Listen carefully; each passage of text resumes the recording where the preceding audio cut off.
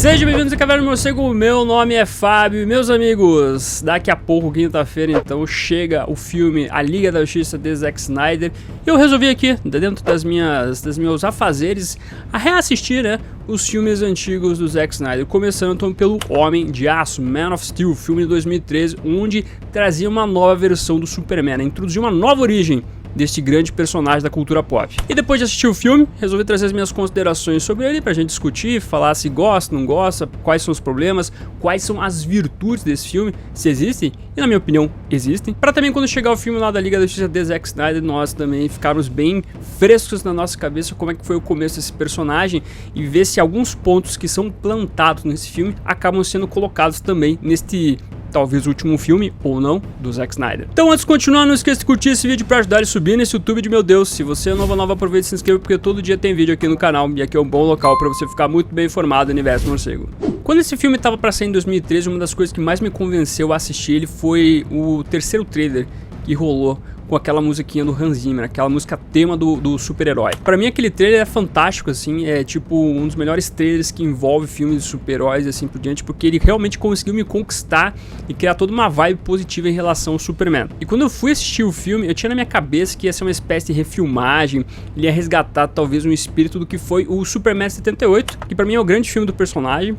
Pra mim é o Superman 78 e pra mim um dos melhores filmes de super-heróis, junto com o Cavaleiro das Trevas. E talvez essa percepção da pessoa tenha sido um erro. Eu queria comparar um filme antigo, um filme que tinha uma proposta diferente do Superman, com este novo filme, na época, do Superman, porque a proposta é totalmente diferente na minha visão. Porque basicamente aqui o David Goyer e o Zack Snyder quiseram fazer um filme que envolvesse alienígenas, não necessariamente um super-herói. Sim, estamos falando de super-herói, sim, estamos falando de um dos maiores personagens desse ramo, mas ainda assim o filme quer evocar, né, quer falar sobre uma invasão alienígena. E o que nos traz uma invasão alienígena? O medo. E um dos pontos principais que é trabalhado nesse filme é a questão do medo, na minha opinião. Todos os momentos sempre é colocado a questão do medo, as pessoas tentando vencer medos ou se encolhendo, se escondendo por causa dos medos. Isso acaba pautando, acho que a maioria dos personagens, não só o protagonista aqui, o Clark, que depois vai virar o Super-Homem, mas com certeza o Jonathan Kent, a Martha Kent, o governo americano, Perry White, talvez a Lois seja uma das poucas personagens assim que não encara tanto essa coisa com medo, tenta encarar com outras perspectivas, mas todo mundo ali lida toda a situação que está ocorrendo com medo. E isso acaba trazendo as coisas mais discutíveis que envolvem a figura do Superman, como por exemplo o Jonathan Kent, que não quer que o governo descubra seu filho de qualquer maneira possível,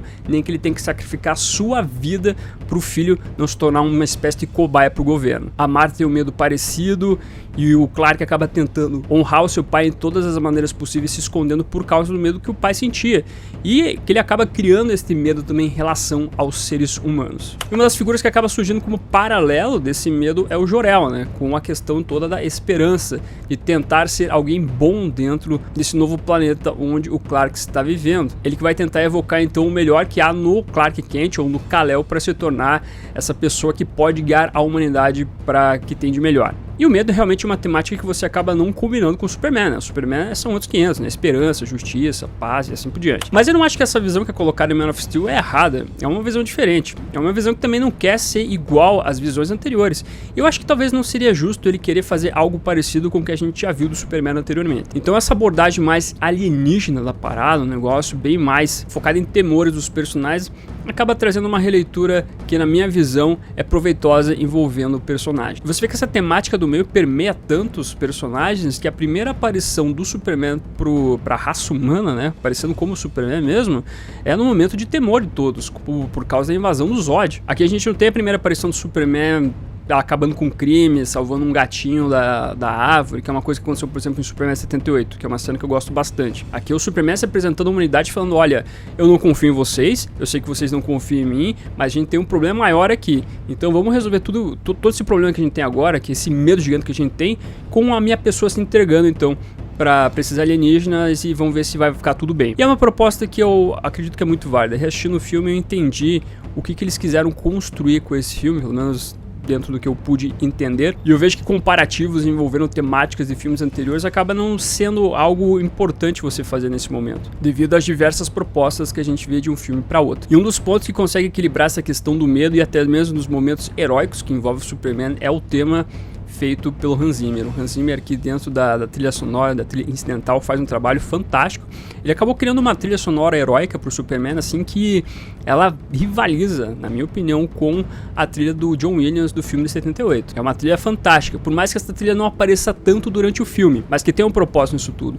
Porque essa trilha aparece bem nos momentos onde a gente vê o Superman sendo uma pessoa heróica. Salvando o ônibus que caiu na água, salvando a galera do petroleiro, salvando o cara que tá caindo do helicóptero. Mais pro final do filme, quando a gente vê o Clark realmente abraçando a figura heróica e querendo ser o Superman e indo até o planeta diário. São poucos momentos, porque os outros momentos a gente vai vendo essa construção da tentativa de ultrapassar o medo e da invasão alienígena. Porque daí o tema se constrói, na verdade, como algo parecendo realmente um filme de ficção científica envolvendo alienígenas. Então essa trilha consegue ambientar muito e traduzir muito a ideia que o filme quer passar pra você. Até falando da questão da invasão alienígena especificamente, quando o Zod chega com toda a sua trupe ao planeta Terra, você vê que a primeira aparição dele pro planeta também é uma coisa bizarra, assim, toda aquela gravação de você não estar sozinho, e você não vê a imagem direto do Zod, né? Você vê uma coisa meio nublada, assim, uma coisa que tá meio cheio de chiados ali, uma coisa que realmente acaba causando, pra quem tá vendo aquilo, um pouco de aversão, né? Porque você não tá vendo algo realmente direto ali. A apresentação também desses antagonistas, do Zod e tudo mais, você vê que a armadura deles, assim, também não é aquela armadura que é esteticamente elegante, coisa do tipo, né? Ela realmente caracteriza ali como uma raça alienígena,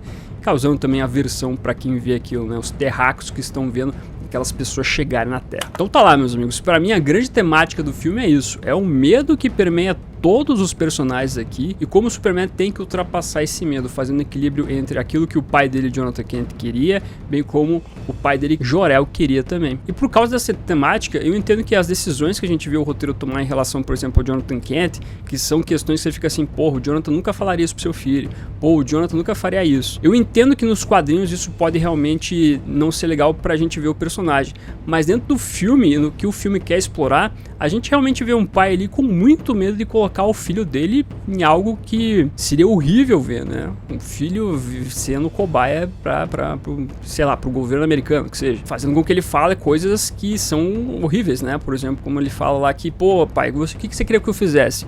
O ônibus caiu lá, você queria que eu não salvasse eles?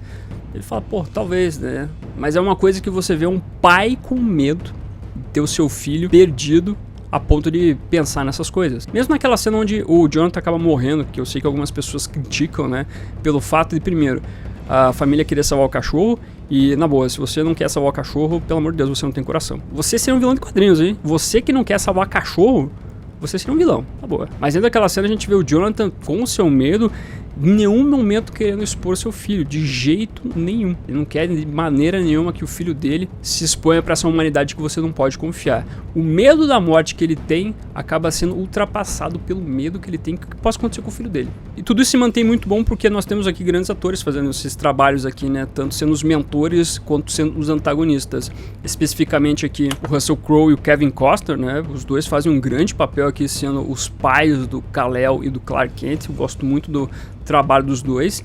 E o Michael Shannon, sendo aqui o General Zod, é um dos melhores vilões que a gente tem envolvendo o universo DC. Os três fazem um grande trabalho, bem como o trabalho da Diane Lane como Martha Kent, a Martha, que seria todo um tabu durante os filmes do Snyder, né? Principalmente no BVS, também faz um grande trabalho. Eu gosto também da Amy Adams sendo a Lois Lane, faz uma grande Lois Lane. Enfim, o elenco é fantástico aqui, eles conseguem construir muito bem esses personagens, inclusive a Henry Cavill, eu gosto do Superman dele, tanto na figura do Clark quanto na figura depois do Superman. O problema do filme, na verdade, tá mais pro terceiro momento aqui, né? O tal do terceiro ato, onde a gente começa a ver a pancadaria pegar solta. Especificamente, talvez em Metrópolis ali, né? Quando a gente vê que a parada começa a surgir ali um Dragon Ball. Revendo a cena da destruição, eu sinto que ali o negócio, ele se foca muito nessa destruição toda e assim por diante. Isso acaba tirando um pouco dessa construção da tentativa do Superman ali de não se expor tanto para a humanidade. Isso acaba me incomodando um pouquinho durante tudo que a gente vai vendo ali, né? Ao mesmo tempo que eu tenha gostado também da Lois Lane aqui durante sua construção nos dois primeiros atos, eu acho que em alguns momentos o roteiro, acho que todo mundo já falou isso, mas bom, vou reforçar, né? É que o roteiro acaba forçando também as participações dela em determinados momentos, que é quando, por exemplo, os kryptonianos pedem pra ela ir junto com o Superman pra nave lá do Zod, que você já perguntando por que ela foi chamada. Da mesma maneira, quando vão colocar em prática, né, o plano envolvendo colocar os kryptonianos na Zona Fantasma, a Lois também tá lá. Por quê? Não é como se ela fosse uma grande cientista ali, né, que soubesse operar a máquina, né, o foguete que trouxe o Clark à Terra. É só colocar uma paradinha lá. Que inclusive quem resolve esse negócio é o cientista, que é o Dr. Emil Hamilton, que é um personagem conhecido aí dos quadrinhos do Superman. Então, por exemplo, pra que ter a Lois ali? Então acho que os grandes problemas pra mim nesse filme realmente são algumas explicações de alguns personagens e toda a destruição realmente que a gente vê no terceiro ato, que é muito, mas muito gigante. Eu acho desnecessário, eu acho que não precisava uma coisa daquela magnitude, assim. Por mais que isso depois vai desembocar em Batman vs Superman, daí a gente vai ver outros 500 rolando. Pra gente chegar na cena final, né, que envolve então o Superman matando o Zod, e pra mim... Eu nunca gostei muito dessa cena, porque eu sou daqueles caras que, pô, eu não gosto de ver o Superman matando ninguém, nem os Zod, assim por diante. E ainda continuo pensando isso, mas essa cena não me incomoda tanto, tal qual foi no passado, porque é uma coisa que eu tenho que entender, que o Superman, ele já fez várias vezes isso, né? Não é só esse filme que acontece. Já fez lá nos filmes do Richard Donner, já fez lá nos quadrinhos. O Superman de hoje em dia também, esse carinha aqui que a gente tá vendo, por exemplo, também já matou o Zod. Então todo mundo matou o Zod, né? Todas as versões aí, não todas, né? Mas a maioria das versões aí que a gente conhece já mataram o Zod. Então, simplesmente falar que o filme é ruim pelo fato de ele ter matado o Zod, porque descaracteriza o personagem, não é bem assim também, né? Então, por mais que eu ainda não seja tão fã dessa atitude do Superman, ainda assim, talvez dentro da conjectura que envolve o filme, é uma cena que pode ser bem justificada.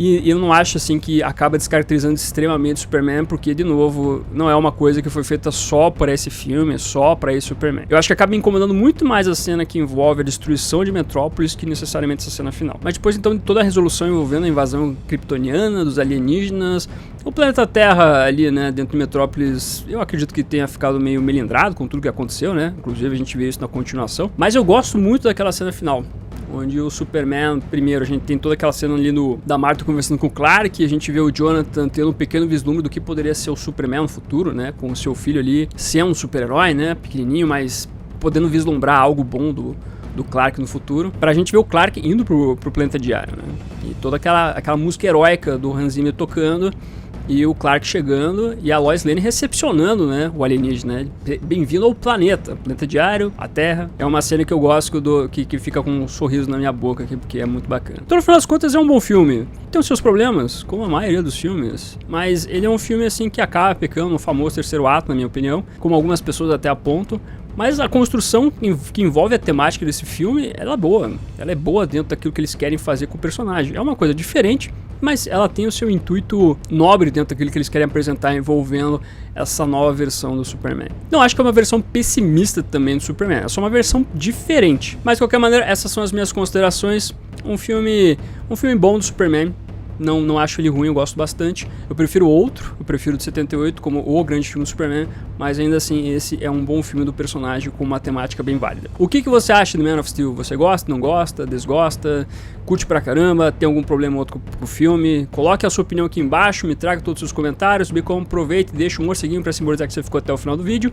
Muito obrigado e curta, compartilhe, se inscreva no canal se você é nova, marque o sininho pra ser notificado nos vídeos. Eu vou ficando por aqui. Como sempre, no final do vídeo nós temos os membros do canal, a galerinha que mantém este canalzinho aqui de pé. Agradeço demais a colaboração de vocês, bem como de você que faz suas compras através dos links da Panini, Amazon, Magazine Luiza, Submarino e assim por diante. Muito obrigado como sempre, e se você está chegando agora e quiser ajudar o canal, os links estarão na descrição. Aproveita que você tá aí, meu amiguinho, dá uma olhadinha no vídeo que está aparecendo agora. É um vídeo que vale seu clique. Agradeço a sua companhia, até a próxima e